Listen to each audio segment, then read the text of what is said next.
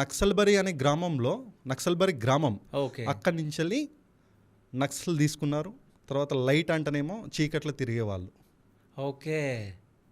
నక్సలైట్లు ఎప్పుడైనా మీరు చూడొచ్చు అన్న బేసికల్గా వాళ్ళు నైట్ పూటనే వాళ్ళు ఏమైనా మీటింగ్స్ కానీ గ్రామాలలో విజిట్ కానీ వీళ్ళు ఏదైనా ఆర్గనైజేషన్స్ ఉంటే వాళ్ళ మూమెంట్స్ అన్నీ నైట్ టైంలో పెడతారు కాబట్టి లైట్ అంటే నైట్ టైంలో తిరిగేవాళ్ళు.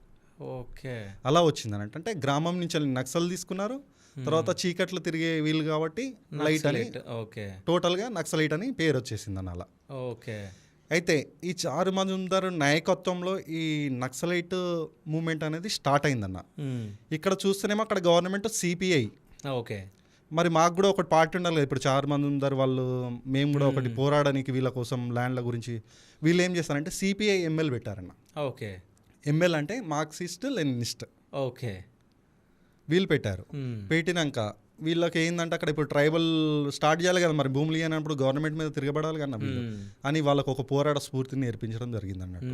గిరిజనులను ఒకటి ఏంటంటే వాళ్ళ డెవలప్మెంట్ యాక్టివిటీస్, మీకు ఈ హక్కులు ఉంటాయి, మీరు అడగవచ్చు, మీరు కొట్లాడవచ్చు, ఇక్కడ భూములు ఉన్నాయి, ఈ భూమి నువ్వు సాగు చేసుకోవచ్చు అనే ఒక పోరాటం నేర్పించి వాళ్ళ అంటే మోటివేషన్ మొత్తం ఆ ట్రైబల్స్ని మోటివేషన్ చేసేసి ఆ గవర్నమెంట్ పైన బాగా ఒత్తిడి తీసుకొచ్చి అక్కడ కొన్ని భూ పోరాట సంస్కరణలు కూడా చేసి తర్వాత కొంతమందికి భూములు వంచడం జరిగింది అక్కడున్న ఇప్పుడు చారు మజుందార్ నాయకత్వంలో. ఓకే. తర్వాత అక్కడ అదొకటి అక్కడ వెస్ట్ బెంగాల్ జరిగింది, అదొకటి పోరాటం చారు మజుందార్ నాయకత్వంలో.